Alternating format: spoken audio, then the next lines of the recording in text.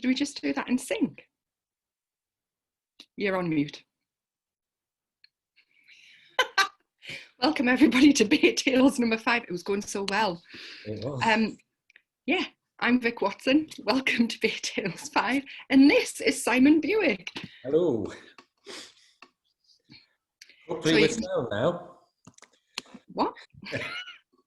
Can you hear me? Yes. So, for those of you who haven't been before, here's what's going to happen. And for those of you that have been before, well, it's still going to happen, really. So Vic and I are going to talk through 3 books each that we think you should know about. They've either just come out or they will be out in May. Make sure you watch throughout the break because we'll be giving some of those books away to lucky winners. We're then going to be joined by Noelle Holten, publicist for Bookature, a blogger, crime writer, who'll be talking to us about a book that's impressed her recently. And then we've got Lia Middleton reading from her novel, When They Find Her. And I'd advise you to listen carefully to that section. And then Vic? Our main interview this evening was going to be called Old Hand, New Blood, but then we did worry that S.J. Watson might take exception to being called an old hand. Whatever you want to call it, we're delighted to have S.J. Watson and Anna Bailey joining us tonight. And if you'd like to chat about us on social media, please use the hashtag BayTalesLive. So we're giving away 10. 11. 11. 11. 12. Any advance on 12? We're giving away a load of books this evening for free. We'll even get them to you for free. Now, just a word on that. We try to do as much as we can for free. We don't charge for Bay Tales Live, and that doesn't come cheap to us. So if you can, and there's no obligation, but any donations really help us keep the show going. And you can go to ko-fi.com Baytales. That's ko-fi.com/Baytales and donate any amount. Every little helps to keep putting the show on, really. And here's one more thing about free stuff. This is a bit of an announcement here, so bear with me. We started Bay Tales back in November, and that was after 8 months of virtual noir at the bar. Our aim back then was to combine our offering of live events like this, featuring the biggest names and the brightest up-and-coming authors. Alongside that, we wanted to create a website offering information about some of our favorite authors. We created a premium area where we would offer exclusive fiction and non-fiction from a whole range of authors, plus all our archived shows available to watch at any time. That's over 60 hours of viewing, and all of it was updated every week for what we thought was a low-cost annual subscription fee. We've done that. We've got fiction and articles from 40 authors, I think, at the moment. But we understand that times are tough and money can be tight. So we talked about it and we came to quite a major decision for us last week. And we've decided to make everything on baytales.com free. So all the fiction, the non-fiction, the entire archives, the virtual noir and Bay Tales show, all available to anyone. No joining fee, no registration required, no passwords and usernames. It's all there for anyone to enjoy. It wasn't an easy decision to come to. We did have a number of subscribers who did join us now first 6 months, and we really, really do want to thank them. Their support, your support has really helped us keep things going. We've emailed all of those subscribers and told them about this decision and offered refunds. So a huge thank you to everyone who subscribed in those first 6 months. An even bigger thank you to those of you who are generous enough to on top of doing that, subscribing, to say, you know what, if you do owe us money for months owing, put it towards the show. If you did subscribe and you haven't heard from us, please check your email, including your spam, promotion folders, and so on. We'll remail those who we haven't heard from, and you will be offered a refund of your outstanding fees. We also really want to thank all the authors who've given us all of this exclusive work, you know, short stories, non-fiction articles. They've all donated them for free. And part of the reason for us making this available completely free of charge was we think it's so good it deserves to be seen by as many as you possible, as we possibly can. So please visit www.baytales.com and enjoy all the good stuff up there. There's no cost.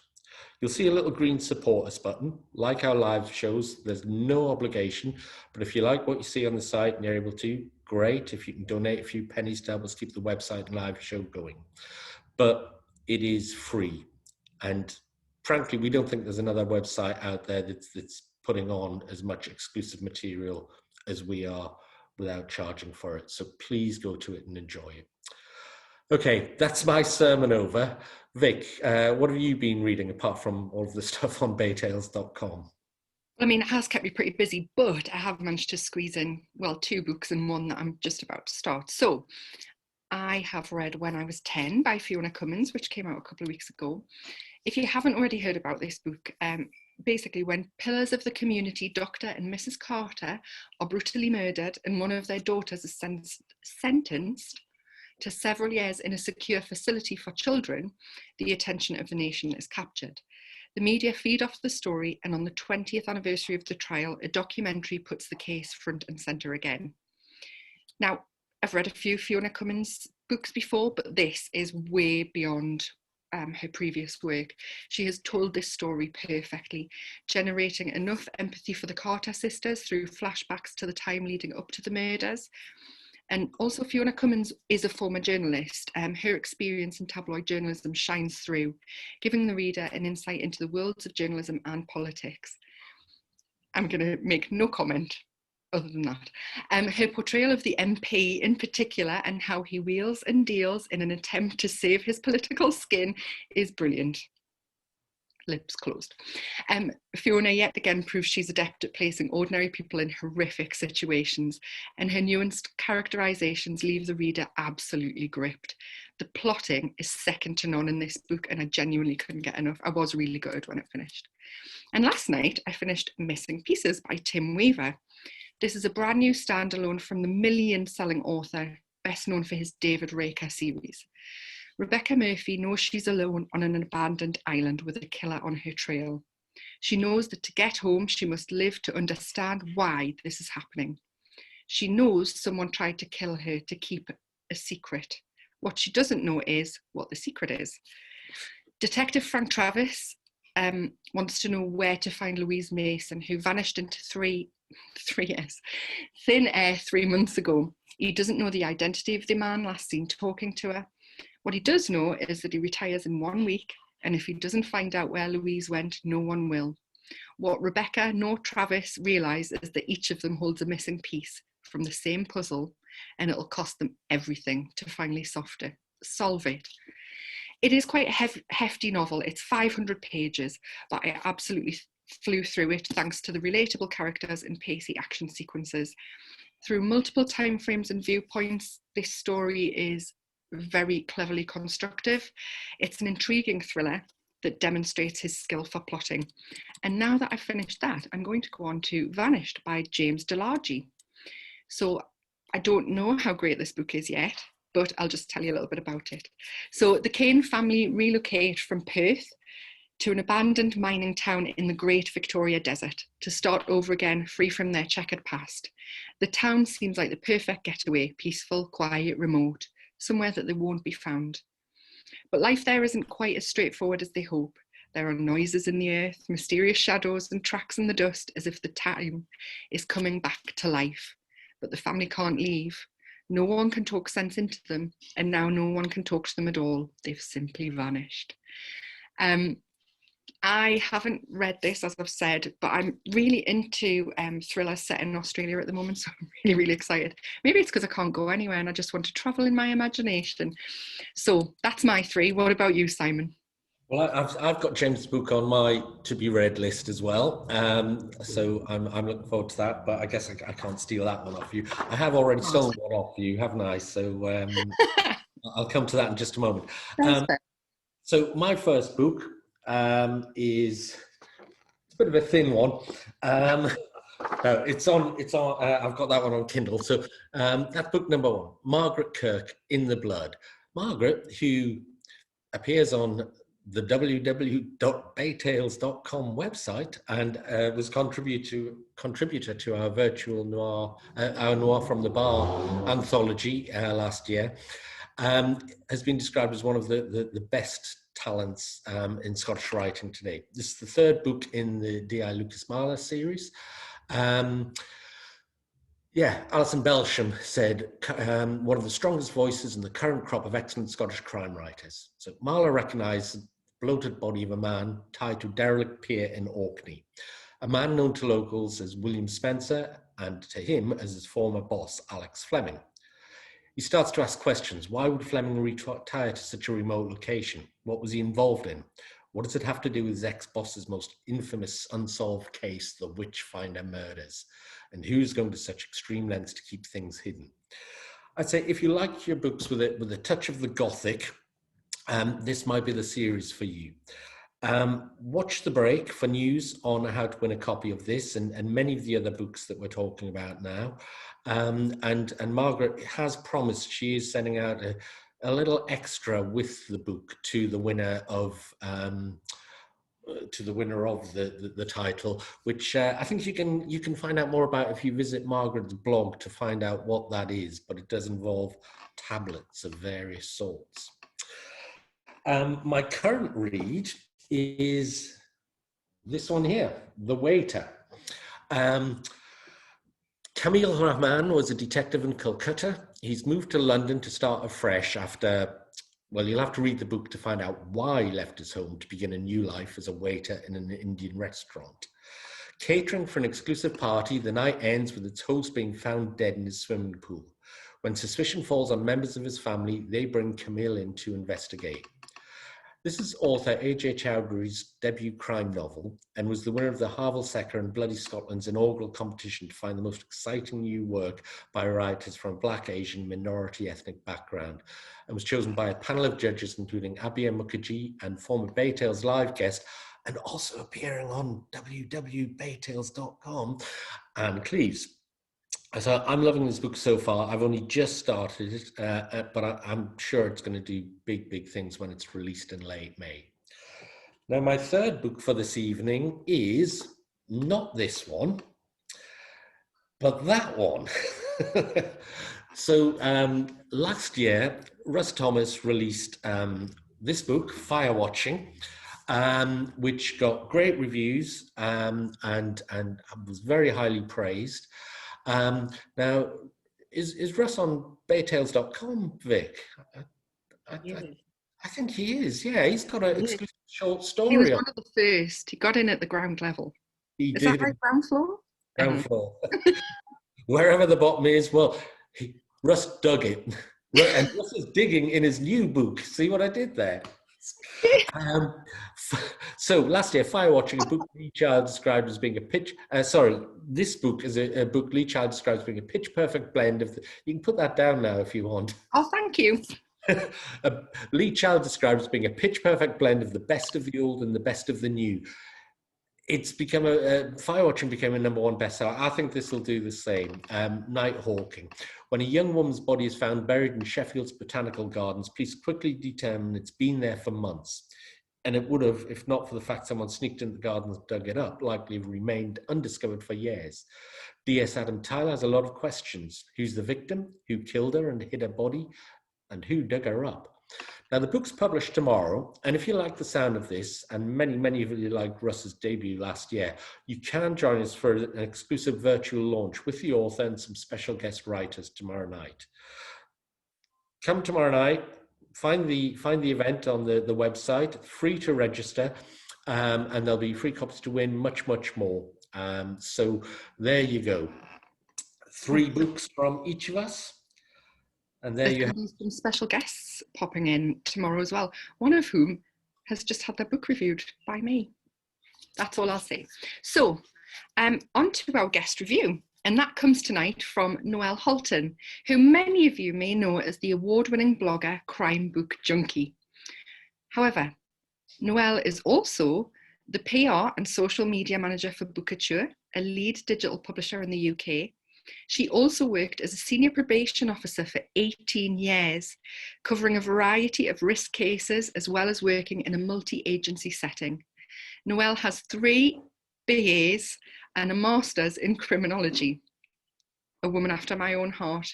My parents like to call me the eternal student. Noelle, you might get called the same thing. Noelle's hobbies include reading, attending as many book festivals as she can afford, and sharing the book love via her blog. Dead Inside, Noelle's debut novel with one more chapter, HarperCollins UK, is an international Kindle bestseller and the start of a new series featuring DC Maggie Jameson. So I'm absolutely thrilled to have the lovely Noelle Holten join us this evening. Thank you, Vic. So tonight, Vic asked me to come on to review a book, one that I really enjoyed. So I chose The Nurse by JA Corrigan, and it's out May 20th, and it's published by Canelo. So I'll just read you the blurb first. When you hear her story, will you believe her? Rose Marlowe is a hardworking nurse, a loving wife, and a merciless killer, or so she says. Despite her confession, it's hard to believe that this beautiful, kind woman could have killed her vulnerable patient in cold blood. Down on his luck author and ex-journalist Theo Hazel is convinced that there's more to what happened than Rose is telling, and so he decides to visit her behind bars to write her story. His first surprise comes when Rose reveals that the victim was not a stranger to her. As time goes on, it seems that Rose is letting Theo see behind her perfect mask. With each new visit, he learns terrible new things about her heartbreaking past. With each new visit, he becomes more and more convinced she can't be a killer. But is he trying to free an innocent woman or falling prey to a calculating murder? I absolutely loved this book. For those of you who don't know me, I'm a chaotic mess most times, so I'm just going to spew out my thoughts on this book. I'm still thinking about it. I read it about a month ago. It's told from multiple points of view and a dual timeline now and then. So you kind of get the story from different people and different perspectives, which I absolutely loved. There's a lot of themes going on in this book. The main ones being things like, you know, secret and lies that you find in a lot of psychological thrillers, righting wrongs, judgment, a search for the truth. There's a bit of gaslighting going on. Guilt, forgiveness, there's a whole bunch of stuff. But the opening is what really got me. I was instantly intrigued by the opening of this book. And I knew it was going to be one that I was going to sit and read, you know, from start to finish. There was no questions asked. What I loved about it as well was, and I love this in most of the books that I read, really short, sharp chapters with hooky endings. So you have no choice but to kind of go, okay, well, that was pretty quick. I'll read the next chapter really quickly. So I love that bit. And that really kept the pace of the story and kept the story moving forward. But then there were times in between where you could catch your breath because it kind of slowed down a little bit. And so you got that kind of crescendo as you were reading it. Fantastic. So I'll talk a little bit about the characters quickly. There's Rose Marlowe, who, you know, there were times that I absolutely hated this woman. You know, she's a nurse, someone you're supposed to trust, and you learn that she's killed one of her patients and you're kind of thinking, what the heck? And as with a lot of the other characters like Theo, there's Abe, who's the victim, who we learn about through kind of flashback type scenes. Well, not flashback, kind of the then parts of the book. Abigail, Daniel, Ed, who are quite a toxic trio. What I love about it is you kind of don't know who out of the whole lot of them, you know, are telling the truth. So you have that unreliability, which causes a lot of conflict, not only within the story and the characters themselves, but within me as well. As I was reading it, I was kind of like, oh, do I like this person? Don't I like this person? So I really love that about characters. And it was quite a character-driven story as well. And apologies if I'm like going 100 miles an hour. I'm really sorry. You might have to watch this back and kind of slow down the pace. But it's just such a good book. I can't contain my excitement. So anyways, back to the characters. They were just fantastic. Each one gives you a kind of different perspective. And you kind of get that whole all is not what it seems. Every time you read something, you're wondering, is this person telling the truth? Should I believe what's happening here? And I liked how my perceptions of each of the characters changed throughout. So one minute I was loving the person and I thought they were great. And the next minute I wanted to strangle them, or, you know, there were a few, oh my gods coming out of my mouth. A few swear words, because I'm quite a potty mouth. And I was just like, I can't believe this is happening. And what I also liked, check me out, I'm just getting all comfortable now. What I also liked was the fact that even though the author leaves some clues and some hints, and you kind of think, oh, okay, I've sussed this out, I know what's happening, you're never quite 100% sure. So when things kind of drop on you, that's when I was like, oh my God, I can't believe this is happening. Or, you know, the whole wow, mind blown kind of thing. So I think I've kind of discussed the main bits of what I wanted to say without kind of giving away the story, because that's another thing. I'm afraid I'm going to blab on so much that the story, I've just given it all away. But what I will say, I'll sum up this book in 3 words. I found it to be really incredibly emotive, if you couldn't tell. It was quite haunting as well. There was a lot of sadness wrapped within these pages. And it was really chilling. I did have goosebumps quite a few times. So would I recommend this book? Absolutely. It's, like I said, it's out May 20th. 5 big stars from me. And that's it. Over to you, Vic. Thanks. Thank you so much for that, Noelle. As always, it's lovely to see you and to have you chatting to us tonight. And now I have to read the book. It sounds brilliant. Just for those of you who, like me, were completely in awe of Noelle's, what's the word I'm looking for? Review. Come on. We do have 1 copy of The Nurse to give away. So if you would like to be in with a chance of winning a copy of The Nurse, please email baytales20@gmail.com, which is just here, the bottom one, with the subject line The Nurse. And we will pick a lucky winner at random. Simon, are you there? I am indeed. If you're looking for more suggestions for what to read next, don't forget, and this is starting to sound a bit repetitive, but it's genuine, you can always check out reviews on baytales.com. We've got about 20 reviews up there at the moment. If you've read a book that you really like, you can always submit your own review, and we will choose as many as we can, pick as many as we can to publish. 1 lucky winner each month of a review will receive a prize from the Baytales World Headquarters Vault of Goodies. So if you have your own review that you'd like to submit, send it to baytales20@gmail.com. Just put the word review in the subject line and we'll find it. And as I say, you could in the future be a winner of a lucky goodie bag. Vic. Well, it's not so much a bag this month as, well, a t-shirt. It's a Baytales t-shirt. Now, last summer, our V-Nap B t-shirts were pretty popular. Rob Parker wore his for most of the summer, I believe. But yeah, the person who has been chosen this month to win this prize is the lovely Gavin Dimmick, who's reviewed 3 books on our website. You can donate via our website as well. It's on the homepage. I think it's a little orange button. But anyway, well done, Gareth. Gareth? Oh, do you know what? I've got a brother called Gavin as well, and I still got your name wrong. How bloomin' rude. Sorry, Gavin. I will be in touch with you to arrange getting you your t-shirt sent out, and I hope you enjoy wearing it. Anyway, I will just remind you, before I introduce our guest author of the month, that you may want to pay very close attention, as we'll be asking you a question about this piece that Leah's going to read from, and you could win a copy of this book if you answer correctly. I'm really delighted to be introducing Lia Middleton, who is a barrister who specialises in criminal law and offender management. When They Find Her is her debut novel and publishes next month in hardback on the 13th of May and is currently available early in ebook and audio.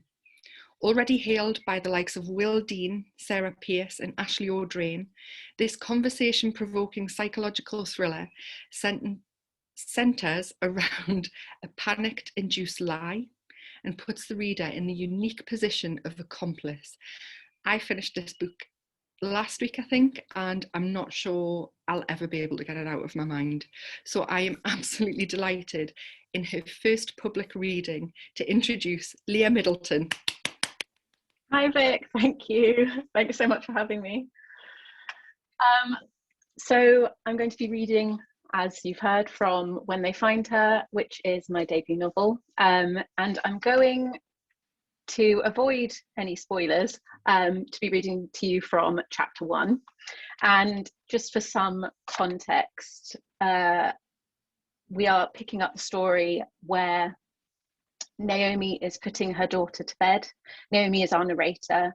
She absolutely adores her daughter, but has not had her at home with her overnight in over 3 years because Freya lives with her father and his new wife in London. So this is just when Naomi is putting Freya to bed, and they've just finished reading Freya's favourite book, which is Alice in Wonderland. I sneak a sideways look at Freya. Her eyes have closed and her long dark eyelashes flutter against her cheeks. I ease myself off the bed, not wanting the shift of my weight to wake her, then turn back to kiss her cheek. Good night. I love you, Freya. I tiptoe across the room and out of the door. As I pull it closed, not quite shutting it completely, her small voice emerges from the darkness. I love you too, Mummy. Night, night. I click the door shut as tears fill my eyes. I lean against it and exhale, letting go of the years of waiting. She's home. She's finally home. And this is just the beginning. From now on, this will be normal. Freya asleep in her bedroom, at home with me where she belongs. I get dressed for bed, then curl up on the sofa in the snug with a pile of marking, occasionally looking out of the French windows to the vast star-filled sky suspended above the trees, which stand invisible in the dark at the foot of the garden. Time ticks forward, and the fire crackles loudly as its embers die out. When the last spark has gone, the grate empty and black, I climb the stairs to the bathroom and brush my teeth, trying to be as quiet as possible, even though she won't be able to hear me from the other side of the house. I wash my face, then open the cupboard under the basin, my hand instinctively reaching for the plain white box. My fingers pause, just for a moment, but then I pull out the packet and push a turquoise pill into my hand. I love you too, Mummy. Her words swim in my mind as I meet my gaze in the mirror, place the pill on my tongue, and swallow. My girl is safe. My girl is home. My eyes strain open to the sound of crying. I blink rapidly in the dark, trying to catch up with the present. Whenever I wake up, it takes several moments to collect all of the small fragments of my life and piece myself back together. The adjustment is sometimes hard to bear. What's that sound? I cover my eyes with my hand and focus, trying to identify the noise that is ringing out in the darkness. Crying. It's Freya. But it can't be. This wail is high and shrill, like a newborn, but it is familiar, like a cry from the past.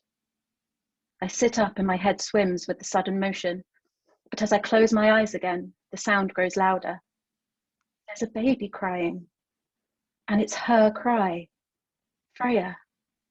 I shake my head from side to side, trying to force the noise out of my mind, faster and faster. But as I do, the black infinity behind my eyes explodes with bursts of light and colour. Stop. Silence. The crying has stopped. Maybe it's the pill. The mornings are always the hardest. In the minutes after waking, its effects hang over me like a fog. I shouldn't have taken one, not now, with Freya here. I reach out for my phone and press the button. The time illuminates the silent room. 7:35 a.m. Maybe Freya's awake. I should check. She'd be scared to come and find me in the dark. I swing my legs off the bed, but stumble forward as I stand up. Steadying myself on my dresser, I straighten and shake my head again, as if that will expel the grogginess. The darkness of the landing is lit only by a faint stream of daylight that is falling onto the stairs through the large window that overlooks the drive. I squint across to her bedroom. The door is wide open. I definitely pulled it shut last night. Maybe it creaked open on its own, or maybe she got up to go to the toilet and didn't close it again. She isn't a baby anymore, after all. My head spins, the house swirling as if I'm looking through a kaleidoscope. Just breathe. As I step off the carpet and onto the floor of the landing, the stone is cold under my feet. The corridor seems to lengthen in front of me, each of my cautious steps taking me no further towards her room, and the door begins to rotate until it is hanging from the ceiling, a topsy-turvy world. I stop and stare at my feet, my eyes blinking rapidly, but my gaze is drawn to the smile-shaped light falling on the stairs, the Cheshire cat, its teeth gleaming. We're all mad here. The world is no longer upside down and I'm standing directly in front of her open door. My eyes adjust to the dark of her room and lock onto her bed. It is empty. I burst into the room and click on the light. She isn't here. The room is empty. Freya? I clear my throat. Freya, where are you? Gentle fingers of fear begin to creep up my neck and my hand flies up to the base of my skull. I scratch them away. Maybe she's hiding. Striding across the room to her wardrobe, I throw open the doors. But she isn't there, just hangers dressed in barely worn clothes. I spin around and scan the room. Where is she? Those fingers return and curl coldly around my neck. Squeeze. I press my lips together and breathe in slowly. You're dreaming. Nothing has happened to Freya. I step out of her room and listen intently for any sign of her presence. But the house is silent and dark. Inching across the corridor towards the stairs, my breath quickens. Stop it. She woke up early and went downstairs. But my heart is racing. Calm down, Naomi. Freya, I call again, and her name echoes in my ears. I approach the stairs but hesitate to look over. My heart slams against my chest. Just look. She's going to be sitting there on the second step up, like always, playing with her soft toys, a book at her side. I move forward and reach for the banister. My hands are shaking, but I curl them around the wooden rail, searching for some comfort in the solid foundations of my home. Ignoring the tight knot of panic that is forming in the center of my ribcage, I take a deep breath and look down to the entrance hall below. My brain stalls and, for the smallest fraction of a second, it doesn't comprehend what it is seeing. Freya is lying at the foot of the stairs, eyes unblinking, her hair fanned around her head like a halo. So still, she could be sleeping. And that is the end of chapter 1. Thanks, Vic. Oh, hi, Simon. That's all right.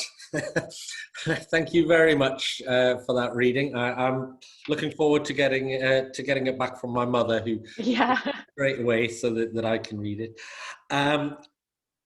Well, I don't have to say, I hope you were all listening to that carefully, because the comments coming through on the chat room, we can see people have been listening to that very, very carefully. So the question to win a copy is, what is the name of the daughter? So if you just send an email to baytales20@gmail.com, and with the name of the daughter in the subject line, we will pick 3 lucky winners and get those sent off to you. So thank you very much for joining us tonight, Lia. Thank you so much. Thanks. We're going to take a break now, and we'll be coming back with our extended interview with Vic and Steve and Anna. So keep your eyes open during the break. You'll see a number of the books are available to enter for competition, and keep watching the break and you'll see how. So we will see you back here in about 5 minutes.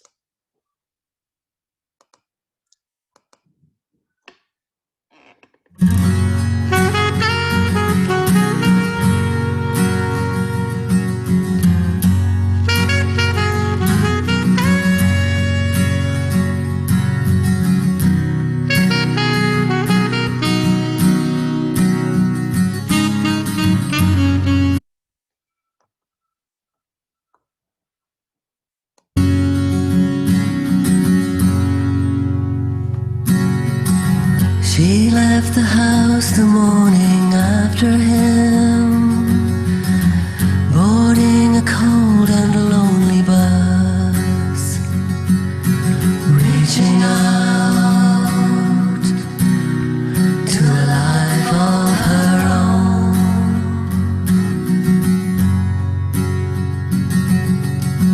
Trying to keep silent disharmony, with open mouth and eyes tight shut, she is leaving him for a life of her own.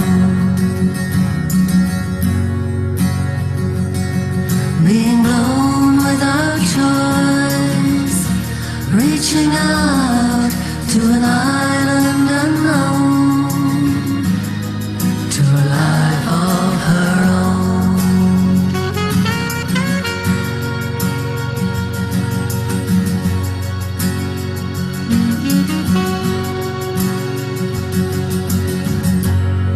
No care what any future brings, her vision lost within her mind. Not even time to tell her mother, just an empty trail far behind. Trying to keep silent disharmony, with open mouth and eyes tight shut, she is leaving him for a life of her own. Being blown without choice, reaching out to an island unknown, to a life of her own.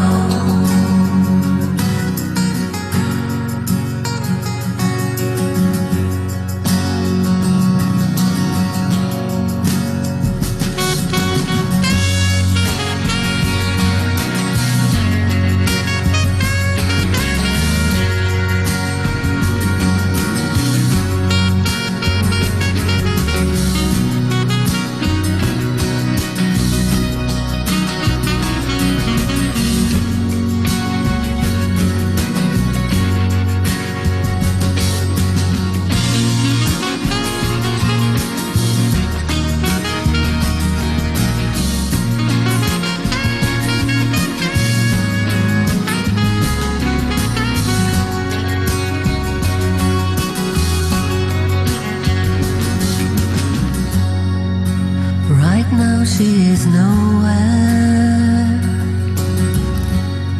for she hasn't traveled to